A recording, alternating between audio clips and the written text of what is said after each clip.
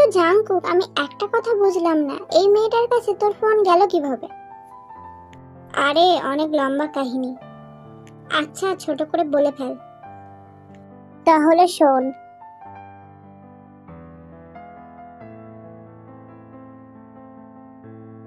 আমার তো বিশ্বাসই হচ্ছে না কোনো মেয়ে তোকে চেনে না। এটাও হয়? দেখতে হচ্ছে তো মেয়েটাকে, দেখলেই বুঝবি এই মেয়ে কি জিনিস। এই অ্যাড্রেসটাই ছিল তো, কাপেল ক্যাফে। এটা কি রকম নাম? চল ভেতরে গিয়ে দেখি। দুজনে ভেতরে ঢুকতে যাবে এমন সময় কারো কথা বলার আওয়াজ পেয়ে তারা দাঁড়িয়ে যায়। এই দাঁড়া, ভেতরে কিছু হয়েছে মনে হচ্ছে। স্যার, আমার মনে হয় ভেতরে কিছু গন্ডগোল আছে, চলুন লুকিয়ে লুকিয়ে শুনি। এই তুই আমাকে আবার আপনি বলা শুরু করলি? It's duty time sir. এখন মিস্টার দাশগুপ্ত, এটা কিন্তু ঠিক হচ্ছে না, আপনি এটা করতে পারেন না। সরি, আমার কিছু করার নেই, এখানে রিডেভেলপমেন্ট হবে, তাই এই জায়গাটা আমার চাই। হ্যাঁ আমি মানছি এটা আপনার জায়গা, কিন্তু আমরা আপনার সাথে এই চুক্তি করেছি, তাহলে এটা আপনি কিভাবে করতে পারেন? ও ও, তোমার ফ্রেন্ড মনে হয় বলতে ভুলে গেছে আমাদের চুক্তি পরশুদিন শেষ। আপনি এটা একদম ঠিক করছেন না, আমি আপনাকে ছাড়বো না। আর তুমি যদি আমার সাথে এভাবে কথা বলো তো আমি তোমাদের বিরুদ্ধে লিগ্যাল স্টেপ নিতে বাধ্য হব। একটু এদিকে শোন, দেখ আমি বলি কি, এসব বাদ দে, আমরা অন্য কিছু করে নেব।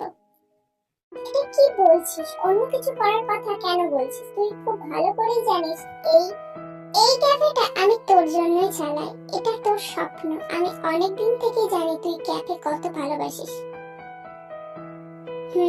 মানছি তুই যা বলছিস সব ঠিক, তার মানে তো এটা নয় যে আমি তোকে বিপদে ফেলবো। উনি যদি তোর বিরুদ্ধে কোনো স্টেপ নেন তাহলে সবাই সবটা জেনে যাবে, আর তা আমি কিছুতেই হতে দিতে পারবো না। তুই আমার জন্য যেটা করেছিস তার কাছে এটা কোনো বড় ব্যাপার না, এই ক্যাফেটা তোরই থাকবে।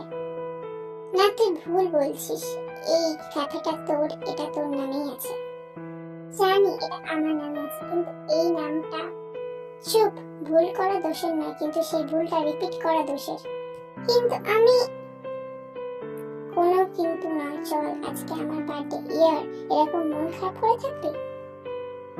এই জন্যই আপনাকে আমার ম্যানেজার বানিয়েছি। একদম ঠিক সময় ঠিক আইডিয়া দেন আপনি। আমি মেয়ে পেয়ে গেছি, এই মেয়েটাকে আমি চুক্তির বিয়ে করব। কিন্তু উনি কি রাজি হবেন? হবে। এই জন্যই তো বলে ভগবান যা করে মঙ্গলের জন্য। ম্যানেজার যান গিয়ে এই মিসকে ডাকুন আর বলুন যে উনি আনতে এলেই আমি ভিতরে যাব। Okay sir. হ্যালো, আপনাদের মধ্যে জিমিন কে? আমি। কিন্তু আপনি কে? আমি স্যারের ম্যানেজার। কি? ও আচ্ছা আচ্ছা, কিন্তু আপনার স্যারটা কে? আমার বস। আপনি কে? আমি স্যারের ম্যানেজার। আরে এটা কে? সবাই চুপ। আমি বলছি আপনার বসটা কে? আমার স্যার। একদম ঠিক।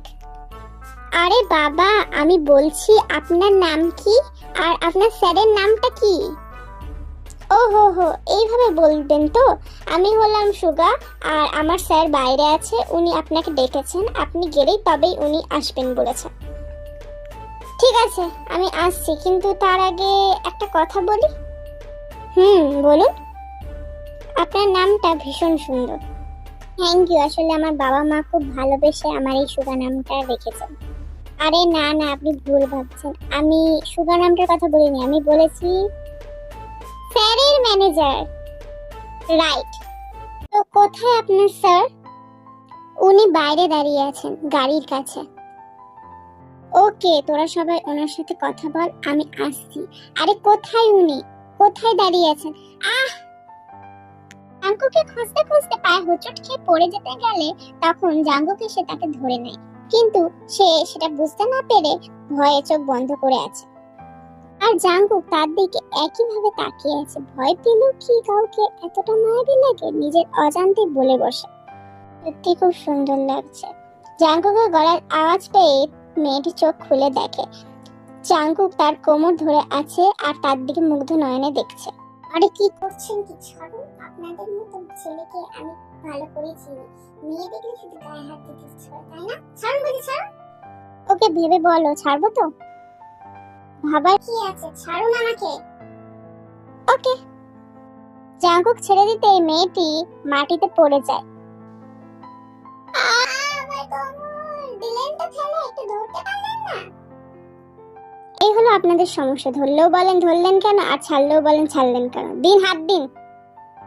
মেয়েটি নিজের হাত দিতেই জাঙ্কুক ইচ্ছা করে মেয়েটির হাত ধরলে জোরে টান মারে, আর মেয়েটি তাল সামলাতে না পেরে জাঙ্কুকের বুকে পড়ে যায়। জাঙ্কুক ডেভিল স্মাইল দিয়ে বলে, এই জন্য আপনাদের মতন মেয়েকে আমার পছন্দ হয় না, ছেলে দেখলে গায়ে পড়ে যান। চলুন, সব ভেতরে অপেক্ষা করছে। যাব, কিন্তু তার আগে আমার আপনার সাথে কিছু কথা আছে।